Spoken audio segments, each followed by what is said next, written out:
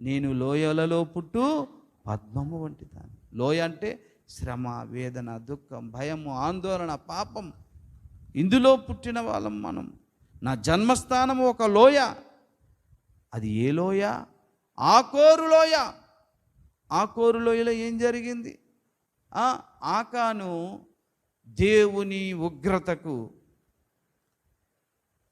ఉగ్రతకు బలయ్యాడు. అక్కడ ఏం దేవుని ఆజ్ఞను అతిక్రమించిన వాడికి దేవుని ఉగ్రత దిగి వచ్చిన స్థలమే ఆకోరు లోయ. అది రాళ్లతో కొట్టి ఆకాను చంపేయాలి.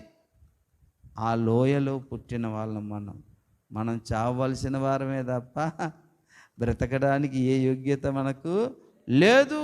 లేని వారము చావాలి. మీరు రాళ్లతో ఈయన చంపండి. ఎందుకంటే ఆజ్ఞాతిక్రమం చేసిన వాళ్ళు వీళ్ళు.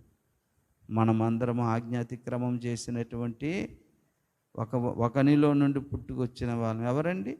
ఆదాములో నుండి పుట్టుకొచ్చినటువంటి నరక పాత్రులము. రాళ్లతో రుబి కొట్టి రాళ్ల వర్షం కోసం భయముతో వణుకుతో ఎదురు చూస్తున్న లోయలో ఉన్నవారం మనం. అప్పుడు కరుణామయుడైనటువంటి నజరేయుడైన యేసయ్య, ఈమెను కొట్టండి, రాళ్లతో కొట్టండి, చంపండి, దొరికింది ఈవిడ. రాళ్ళందరూ ఎత్తారు. కానీ అమ్మా, ఎవరునూ నిన్ను రాళ్లతో శిక్ష విధించలేదా? లేదు తండ్రి. అయితే నేను నిన్ను శిక్ష విధించను. ఇక నువ్వు పాపము చేయక వెళ్ళు అన్న యేసయ్య. హల్లెలూయా.